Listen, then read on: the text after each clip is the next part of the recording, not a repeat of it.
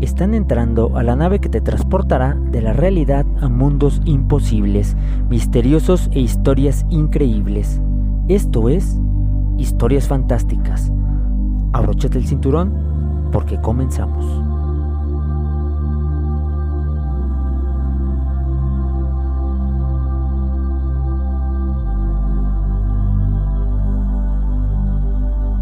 Soy Miguel Nava y el piloto de esta nave. El arte es mi camino, aprender y enseñar es el combustible que me mueve. A lo largo de mi corta vida he recopilado historias fantásticas que quiero contarte. Cada martes te contaré una historia nueva. Así es que vamos a comenzar con la historia del día de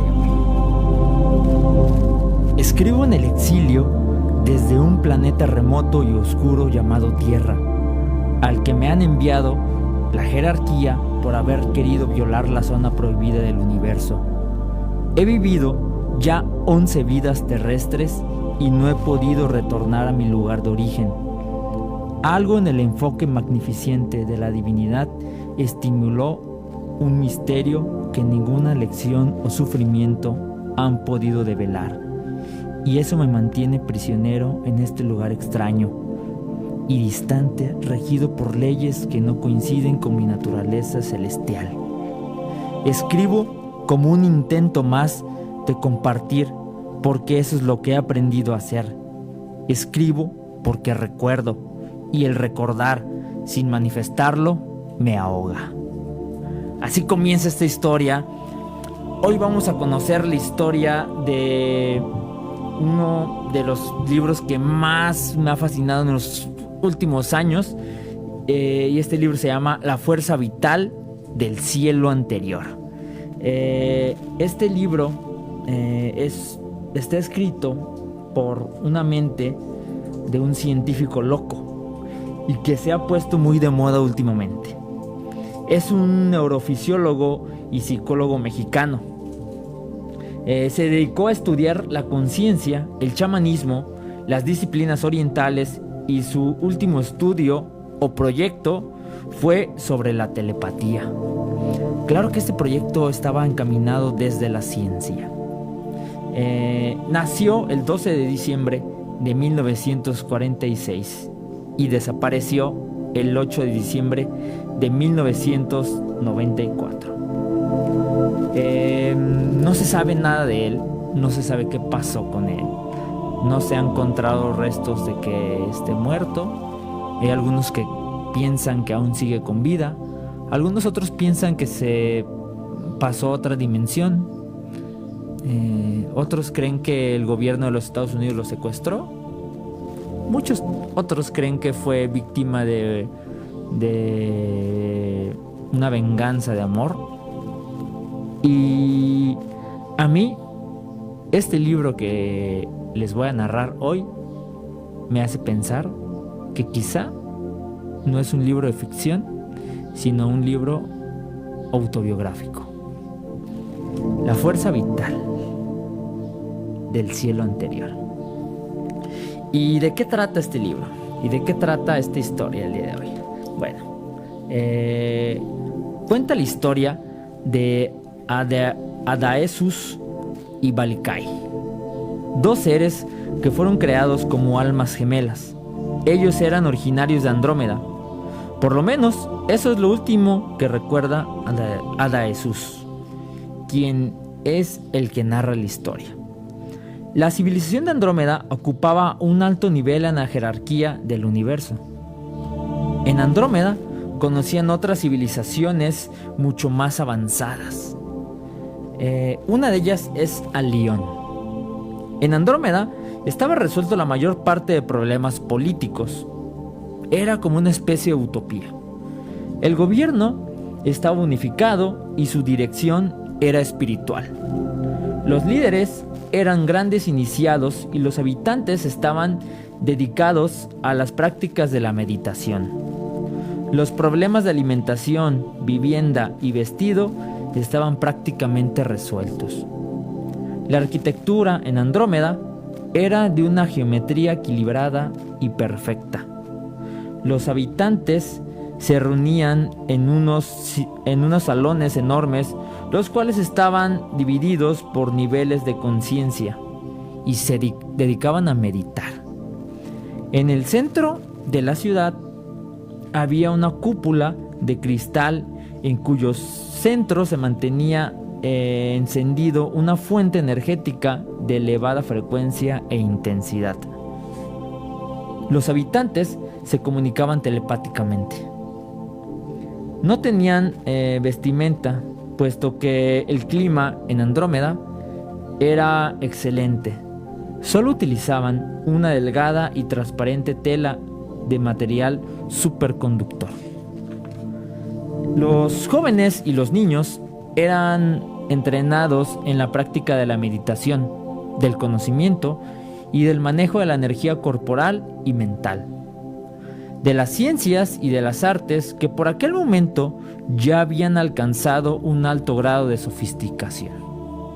Se utilizaba la visión remota para conocer otros planetas y paisajes del universo, pero también se viajaba en naves espaciales tanto para realizar intercambio con otras civilizaciones como conocer otras partes del universo. En lo que podíamos llamar una escuela, aprendían a manejar estas naves para conocer estas otras partes del universo. Aprendían muchos idiomas de diferentes culturas y diferentes mundos. Y esta manera de aprender era para conocer el universo mismo. Existía la jerarquía, que era como un conjunto de seres que dictaban y cuidaban a los seres inferiores. Esta jerarquía estaba conformada por los seres de más alto desarrollo espiritual, no solo de Andrómeda, sino de varias comunidades o mundos cercanos. Y había una zona muy especial, la zona prohibida del universo.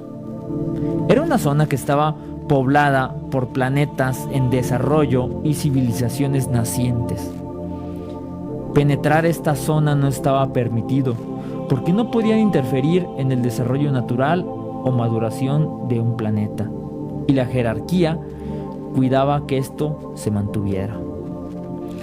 La penetración a la zona prohibida está castigada con el exilio en algún planeta de aprendizaje correctivo como la Tierra. Se había establecido un convenio con Alión para permitir a los niños de ambas civilizaciones visitarse y conocerse. Los habitantes de Alión ocupaban un nivel superior. Los alionitas ya no necesitaban naves para viajar, sino que se desmaterializaban en una región y se materializaban en otra. Tanto en Andrómeda como en Alión, el promedio de vida era de 25,000 años terrestres. 25,000 años terrestres, escuchen eso. Adaesus y Balikai tenían planeado viajar y conocer otros planetas. Ellos habían sido creados como almas gemelas. Cuando se concebía un nuevo ser en Andrómeda, el Padre Amorosísimo solo lo pensaba, lo imaginaba y lo creaba. Ellos, al ser almas gemelas, todo el tiempo estaban juntos y experimentaban y conocían el mundo y el universo juntos. Cuando accedieron a otro nivel de conocimiento, ellos decidieron conocer más partes del universo. Entonces enviaron una solicitud al Consejo Kármico y esta solicitud fue aceptada. Se prepararon durante 5 años cósmicos y reforzaron su amor. Disfrutaban de la música, que era matemáticamente perfecta, y representaban diferentes modelos del universo. se decidieron a viajar y conocer diferentes partes del universo mientras escuchaban música y se deleitaban con los paisajes que podían ver. Se paraban en algún mundo con 2 soles, con 3 lunas y veían atardeceres. Sabían que la jerarquía los vigilaba.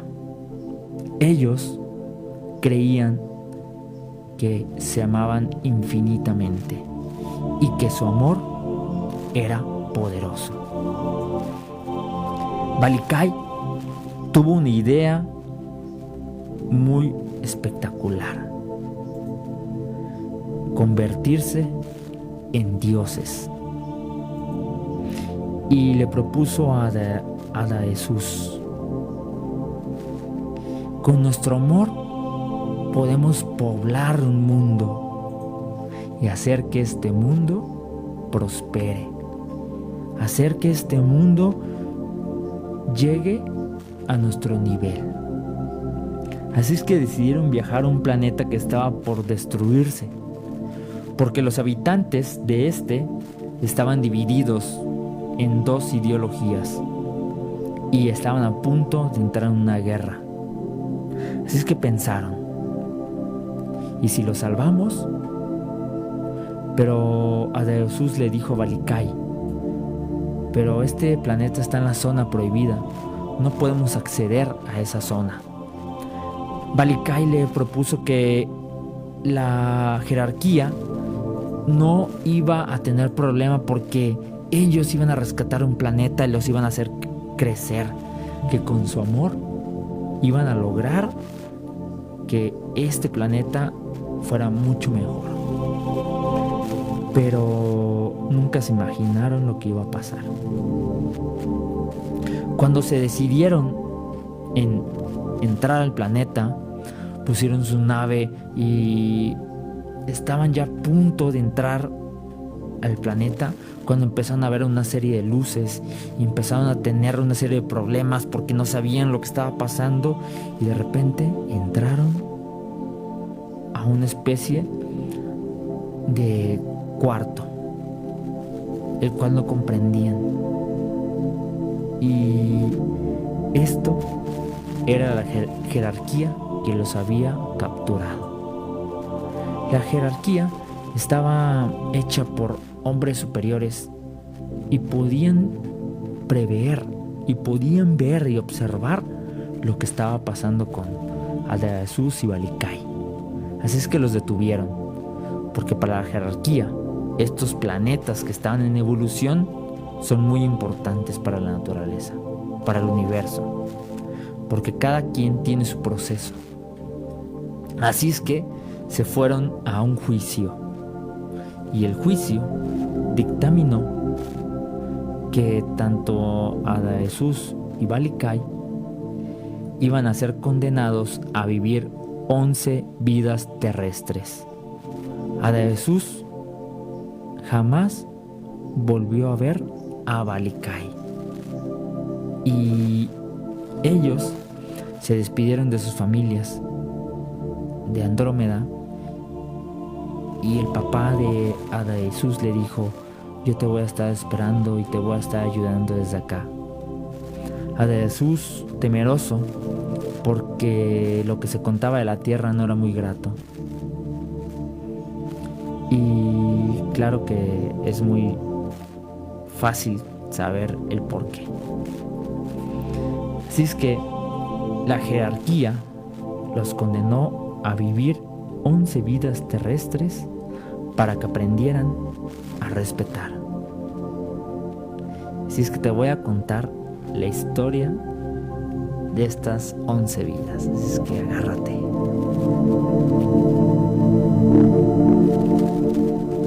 La primera vida de Jesús fue en la India. Jesús no se imaginaba lo que iba a pasar, pero él iba a tener contacto con Balikai en todas sus vidas, porque las almas gemelas se acompañan estén donde estén. Así es que les voy a leer un poquito. El mercado de Tiruvannamalai estaba rebosante. La primera vida fue en India. Su primera vida terrestre fue en India. El mercado de Thuravanai estaba rebosando de gente, colores y ruidos cuando la vi. Caminaba como rodeada de una aureola dorada y su porte era digno y majestuoso. La acompañaba otra mujer, seguramente su sirvienta, de casta inferior, morena y con un sarí humilde. En cambio, ella, ¡qué belleza! Algo en mí se activó, algo extraño, una especie de recuerdo o añoranza. Me dieron ganas de acercarme y preguntarle, de tomarla entre mis brazos y hacer fluir aquello que me llamaba hacia ella, pero me contuve. Al día siguiente, desperté sudoroso y con una opresión en mi pecho. No podía vivir sin ella, pero al mismo tiempo no podía afirmar que fuera ella, sino otra cosa misteriosa, que ella había despertado la que me inquietaba. Lo fui a consultar con un astrólogo del pueblo. Me dijo que la fecha era auspiciosa y que el sentimiento venía de muy antiguo, de otro lugar y tenía componentes kármicos. Aquello coincidía con mi sensación y se lo agradecí. Mis padres lo empezaron a notar. El Patanjali era casi inaccesible para mí. Desde pequeño lo conocía como sumido en sí mismo. Patanjali era mi padre, indagado y casi siempre sentado en el jardín, completamente absorto y durante mis prácticas de meditación. Mi madre lo admiraba y respetaba.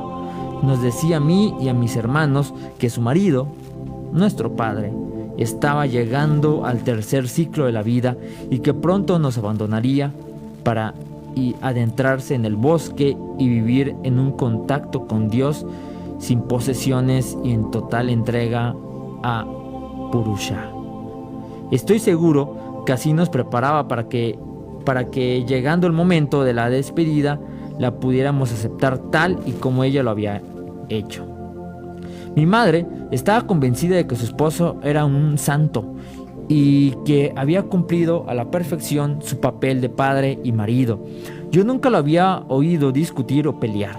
En las comidas todos bendecíamos el alimento mientras él hacía una plegaria y mi madre solita nos servía. A mí no me interesaba la meditación. La sentía como un rival de la compañía paterna, pero jamás lo expresé. En cambio, los rituales me fascinaban.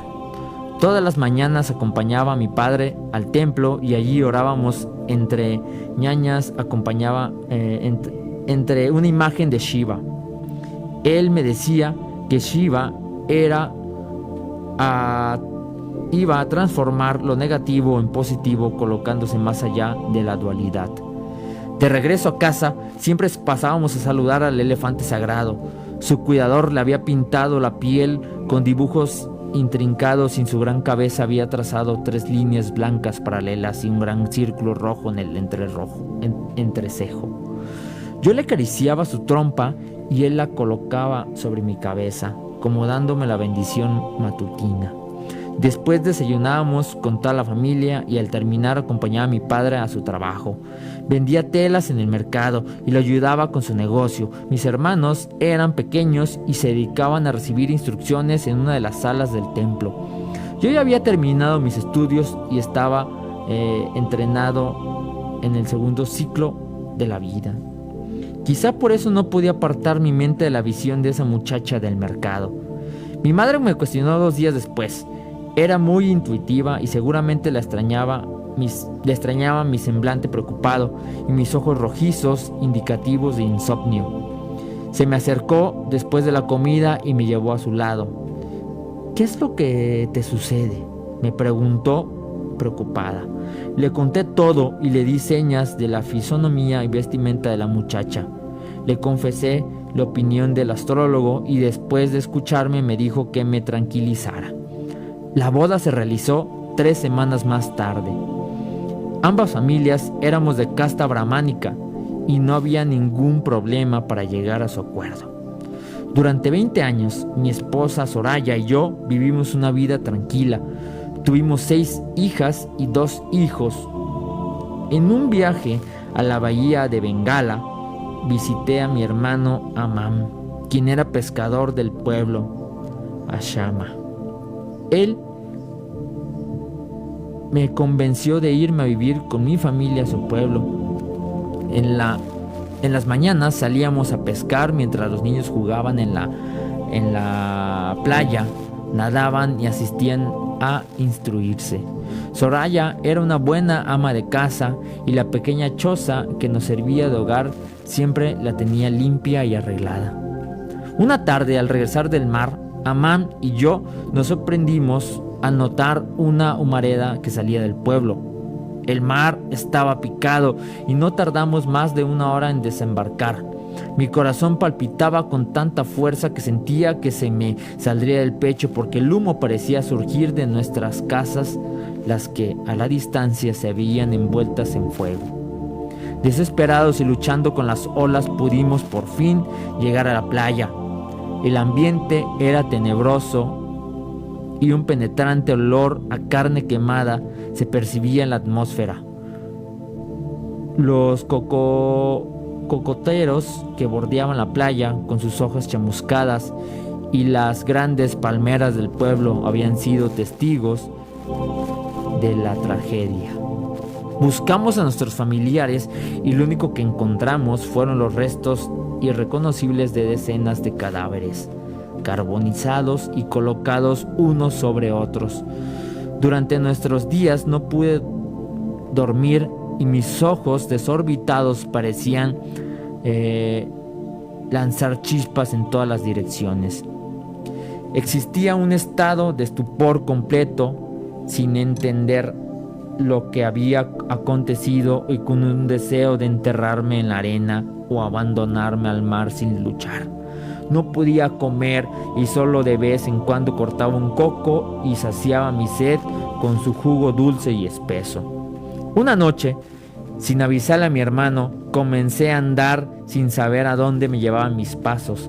Caminé durante una semana sin detenerme hasta que el paisaje se comenzó a transformar y el clima cálido y selvático se convirtió en húmedo y frío. Penetré a un bosque tupido, arrastrando los pies. Los árboles y musgos cada vez se hacían más y más densos, hasta que en el corazón de aquel paraje el follaje cerrado apenas si dejaba pasar los rayos del sol. Sin fuerzas y con un total desconocimiento del lugar en el cual me encontraba, me desmayé. Un piso esponjoso y alfombrado de hojas fue mi lecho. Desperté en otro lugar.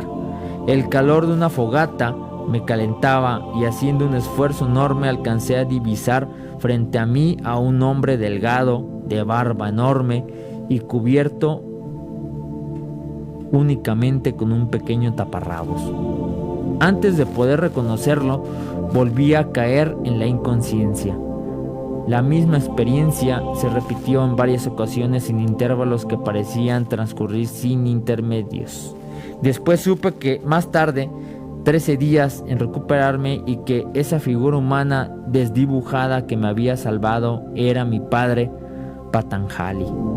10 años antes se había despedido de mí, mis hermanos y mi madre, aislado en ese mismo bosque al que me habían guiado mis pasos y un poder misterioso. Patanjali se había dedicado a meditar en silencio y durante esos 10 años no había tenido contacto con ningún otro ser humano ni pronunciado una sola palabra. Permanecí con mi padre hasta que murió. Me dediqué entonces a escribir sus enseñanzas en forma de aforismos. Viví 20 años más y nunca abandoné el bosque. Me alimentaba de raíces y frutos silvestres. Recogía agua de lluvia, la que me servía para saciar mi sed y asearme. Añoraba a Soraya, a mis hijos, y las prácticas que aprendí de mi padre Patanjali calmaban mi espíritu y satisfacían mi mente, pero nunca completamente. Algo dentro de mí permaneció en el misterio hasta que morí. En ese momento se rasgó un velo y pude percibir un estado de amor que me calmó, pero solo por un instante. Patanjali me había mostrado que el secreto del ser se encontraba en el silencio, en la inhibición de toda actividad mental. Su mensaje estaba claramente descrito en los aforismos que yo mismo había inscrito en grandes rocas para que perduraran intactos hasta ser encontrados por otros buscadores. Los últimos 5 años de mi primera vida en este planeta los viví en un estado de silencio. Solamente existía yo, el cielo y la tierra. Durante ese tiempo no pronuncié palabra alguna y en mi mente no apareció ningún pensamiento. Solamente en el instante de morir, de mis labios surgieron 2 palabras: yo soy.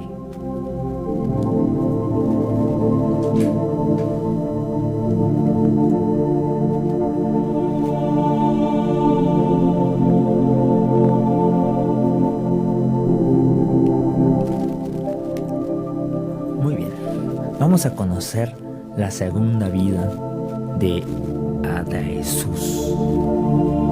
Esta vida se vivió en Egipto.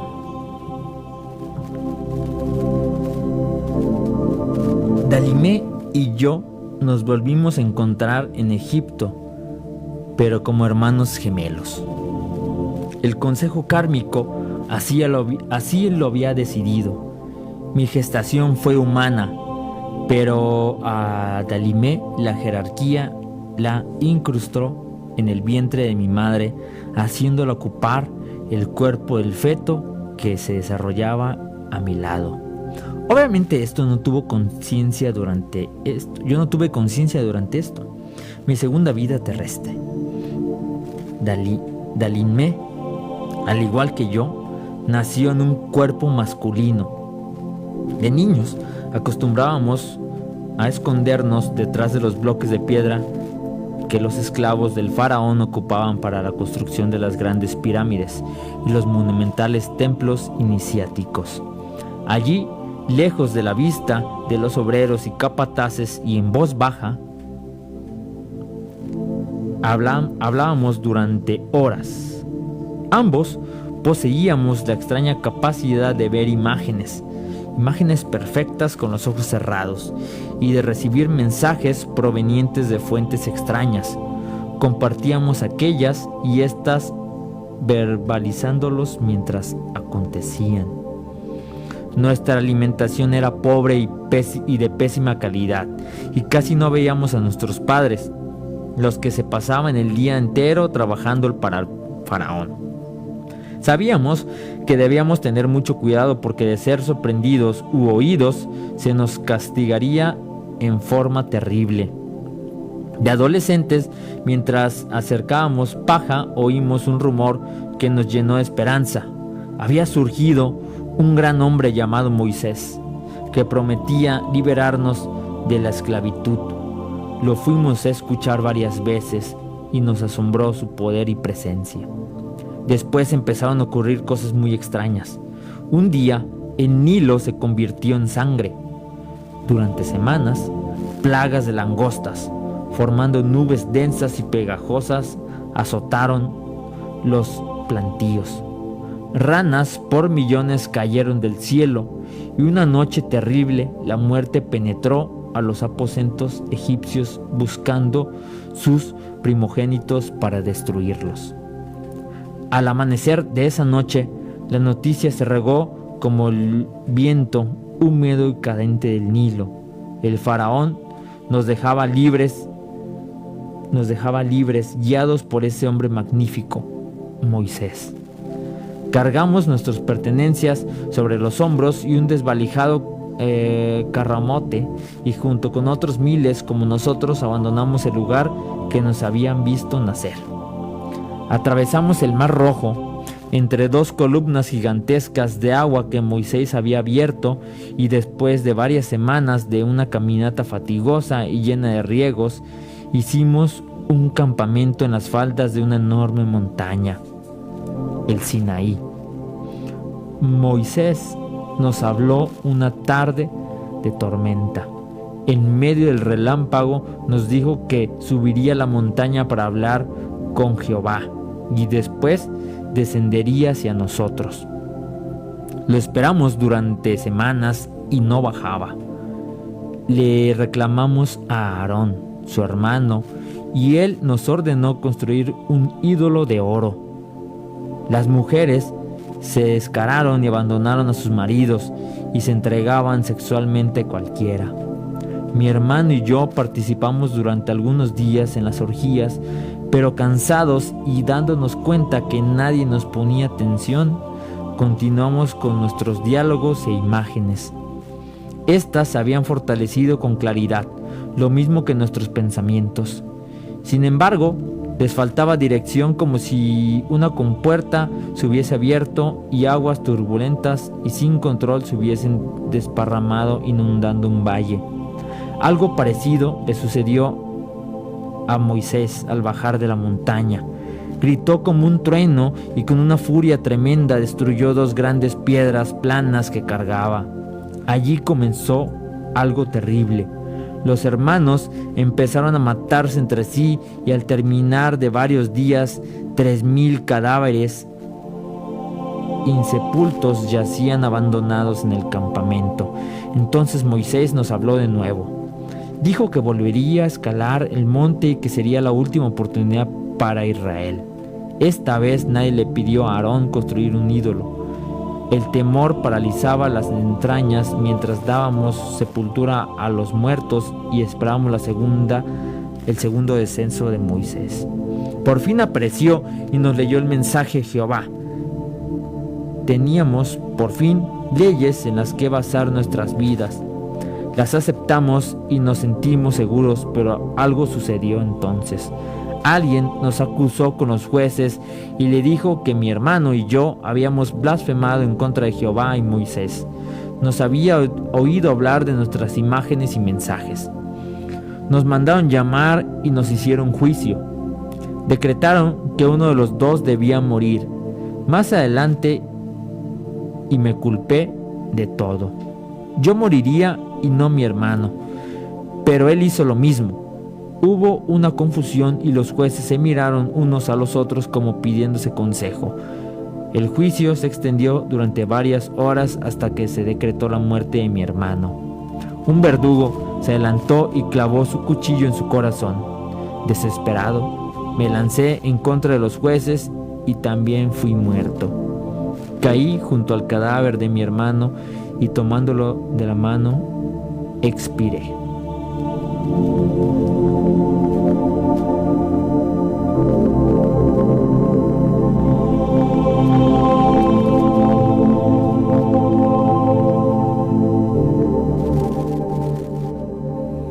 La siguiente vida, miren, escuchen qué emocionantes están estas vidas de este Adaesos. La siguiente vida sucedió en Japón. El sol se reflejaba en los charcos del plantío de arroz. Las pequeñas matas sobresalían de la superficie plácida y plateada del agua, y mis pasos producían ondulaciones en ella, las que al chocar contra los tallos de arroz se multiplicaban en formas infinitas. Al anochecer, una luna llena y lechosa abrigaba la atmósfera oscura y omnipresente. Mi vida era vagabundear entre las comarcas, los pastizales y los bosques buscando un contrincante. Mientras lo hacía, trataba de acallar los pensamientos de mi mente, concentrándome en los movimientos de mi cuerpo y en las imágenes de mis ojos. Sin embargo, todo era en vano. Miles de pensamientos me asaltaban junto con los recuerdos de las luchas en las que había participado y las batallas en las cuales había vencido. Yo era un señor de la guerra y mi vestimenta así lo atestiguaba. Era incómodo caminar dentro de una armadura y resguardada mi cabeza con un casco. pero nada ni nadie serían capaces de convencerme de quitármela. En los poblados que atravesaba, la gente me miraba con respeto y temor. Si entraba en una taberna, nadie osaba acercarse a mí. Me quedaba de pie observando a los parroquianos. Esperaba cualquier oportunidad para demostrar mi fuerza de samurái, pero nadie se atrevía a retarme. Mi apariencia era fiera y llena de poder, y dentro de mí una llama viva, alimentada de un deseo de violencia, permanecía permanentemente encendida. Nunca me pregunté el porqué de mi agresividad. Me era tan natural y constante que no existía otro punto de referencia o de contrastación que me hubiese permitido volver consciente de su existencia. Cuando nadie me veía y estaba seguro, me recostaba junto a un árbol y me dejaba envolver en una melancolía y tristeza inmensa. Extrañaba a alguien y cada vez que intentaba recordar, mi ira se extendía sin control y sin una razón aparente. Una tarde vi a lo lejos una figura parecida a la mía acercándose lentamente. Su caminar me sorprendió.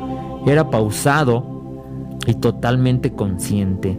Vestía una armadura negra y una espada dorada sobresalía de su cuerpo, sostenida por un cinturón de cuero. Supe entonces que el día decisivo había llegado a mí, un contrincante de mi altura.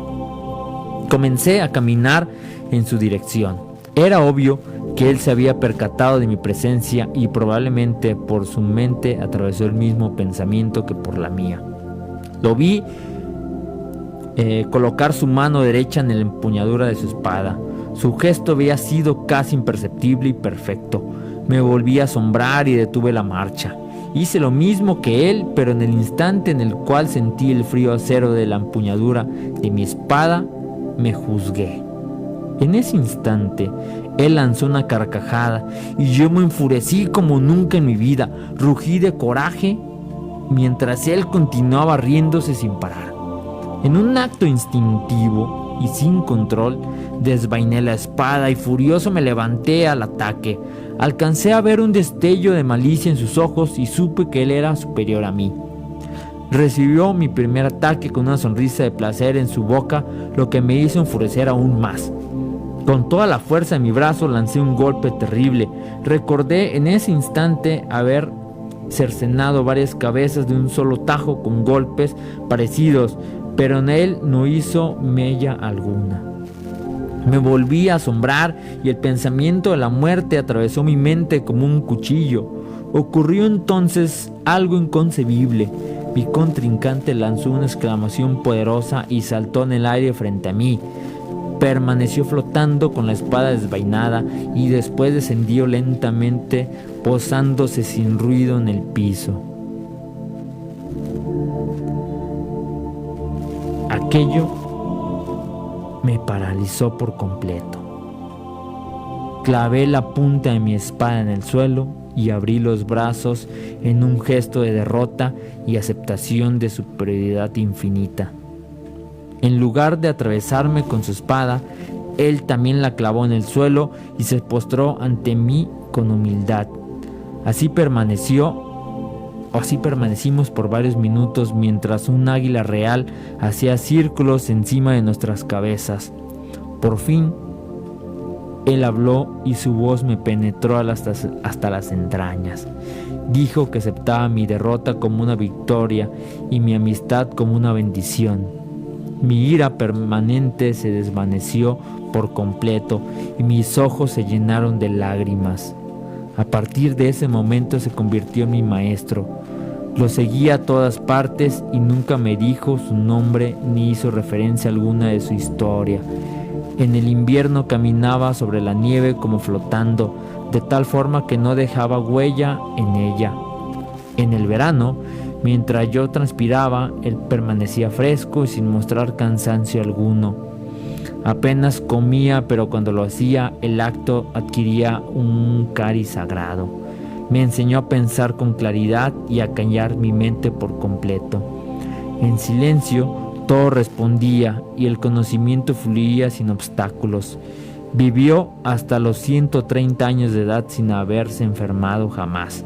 Un día antes de su muerte me llamó a su lado, me entregó su espada y se despidió de mí con una sonrisa. He tenido mucha suerte porque, tal como él, una mañana divisé a lo lejos un guerrero joven, inexperto e iracundo como yo lo había sido, y con un andar pausado y totalmente consciente me le aproximé con una sonrisa en mis labios.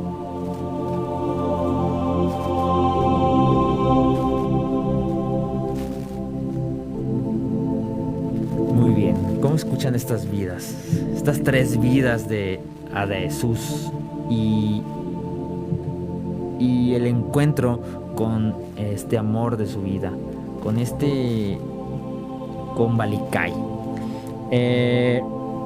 Bueno, no vamos a alcanzar a conocer todas las vidas de Jesús porque son bastantes, pero sí quería que conocieran un poquito de cómo es esta historia que fue pasando vida tras vida a Jesús hasta llegar a la 11ª vida, que es muy interesante.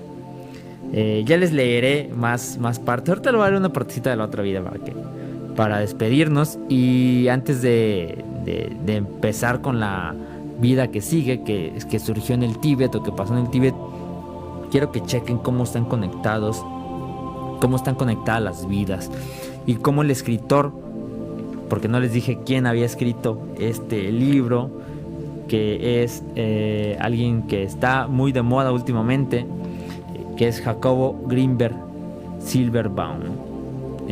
Jacobo Grinberg escribió muchos libros sobre neurofisiología y sobre psicología, pero tiene este libro que es muy especial porque es el único libro de ficción que escribió y se escucha tan autobiográfico y que concuerda tanto que sorprende.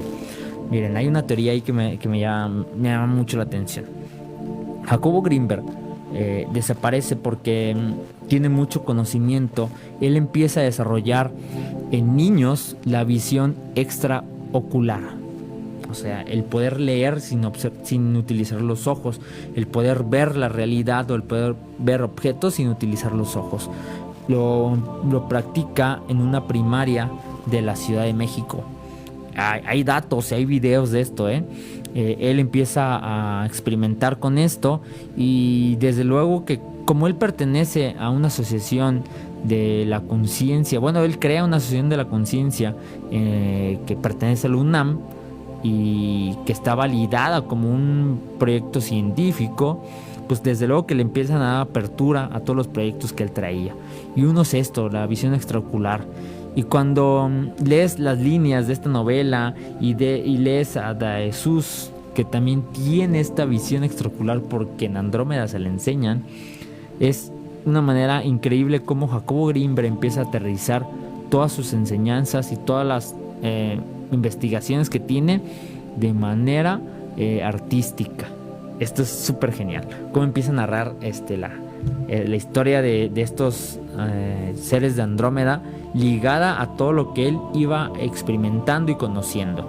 Después de conocer un poco de la visión extraocular, que paró por completo porque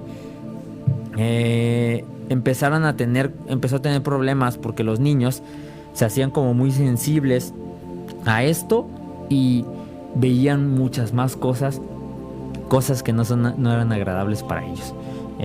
Y después empezó a meterse como en el tema de la conciencia. Y cuando estaba justamente desarrollando su último proyecto que tiene que ver con la telepatía, él tenía 2 cuartos en los cuales estaban separados magnéticamente, aislados magnéticamente. Entonces hacía experimentos de cómo se podían conectar las 2 personas que tenían como conexiones muy profundas, como parejas, como padre-hijo, como hermanos, como amigos, y que cómo podían transmitir información. Iba a ser un experimento, se había despedido de su familia porque iba a tener un viaje en el cual iba a estar metido en este proyecto durante mucho tiempo. Entonces se despidió de su familia Y su familia, desde luego que, pues como él era muy clavado con lo que le gustaba hacer, pues desde luego que pues lo tomaron así como que, ok, está bien, ¿no? Entonces él iba a viajar a la India. Si no me recuerdo, a la India. No tengo aquí bien el dato, pero creo que sí era a la India. Sí, a la India, justamente a la India. Y iba a tener un experimento que iba a pasar información de manera telepática desde su laboratorio en la Ciudad de México hasta la India. Y él ya estaba preparado todo completamente para poder viajar. Tenía los boletos, tenía todo listo. Estaba preparado también el laboratorio que lo iba a aceptar allá. Y de repente, un día antes, desaparece. Y no deja rastro. Y empiezan a investigar. Se dan cuenta que también su pareja desaparece. Y empiezan a haber una serie de teorías muy interesantes. Y a mí, al leer este libro, yo digo, wow, ¿y qué tal si Jacobo Greenberg era Ada Jesús y estaba en su 11ª vida? Y la jerarquía, al ver que estaba transmitiendo mucha información a este mundo en proceso de crecimiento, dijo, vamos a llevárnoslo antes de que deje más conocimiento. Porque este mundo apenas está en un proceso de transformación y de crecimiento muy leve. Y el conocimiento que Jacobo Greenberg estaba dejando era demasiado. Entonces la jerarquía dijo, vámonos a llevárnoslo otra vez a Andrómeda. Ya cumpliste tus 11 vidas, ya pagaste y aprendiste lo que tenías que aprender. Ahora se te regresa a tu lugar de origen. Bueno, yo los dejo esta tardecita lluviosa aquí en Los Reyes, Michoacán, con esta historia. Habrá una segunda parte para leerte las otras vidas de Jesús y para saber qué pasó con esta pareja de Jesús y Balikai. ¿Seguirán siendo pareja? ¿Tendrán hijos? ¿Y qué pasará con esta pareja? Si es que muchas gracias por escucharme, muchas gracias por sintonizar aquí en el Facebook o en la radio. Historias fantásticas. Le agradezco a Airam, a Héctor Daniel, a Iván Farías, a Yasmín Maldonado, a Arandi González, que son los que estoy viendo aquí conectados. Hay más, yo sé que hay más. Y también le mando un saludito a todas esas personas que escuchan ahí el programa cada martes y que son ahí como que no mandan mensajito. Pues también te mando un saludito a ti que escuchas cada martes este programa. Te agradezco mucho. Muchas gracias, Lalo, por estar ahí en los controles y rifársela ahí con el cambio de música y el video y todo. Espero te haya gustado el programa del día de hoy. Así es que yo te dejo. Yasmín Maldonado quiero mandar un saludo. Quiero mandar un saludo a mi familia, Multiservicios Maldonado. Siempre te escuchan. ¡Oh, qué genial! En especial a mi tío Francisco, que le encanta tu programa. ¡Oh, qué genial! Saludísimos al tío Francisco, que está en Multiservicios Maldonado. Qué genial que escuchen este programa. Espero les haya gustado mucho. Saludos a Randy González, también dice saluditos. Y dice Iván Farías, arre Mike, saludos. Cuando hablas de los grandes iniciados, Zaratustra, Buda, Lao Tse, Jesús, etcétera, sí, justamente esos son los grandes iniciados. Quizás ellos también vienen de Andrómeda. Hay unas teorías, ya los hablaré de estas teorías, de dónde viene y de Zaratustra. Wow, ojalá que algún día vengas al programa, Iván Farías. Me encantaría que vinieras un día al programa. Ya nos vamos a acordar. Bueno, yo te dejo porque la lluvia sigue. Disfruta esta nochecita tenebrosa. Así es que nos vemos. Sé muy feliz, por favor. Bye.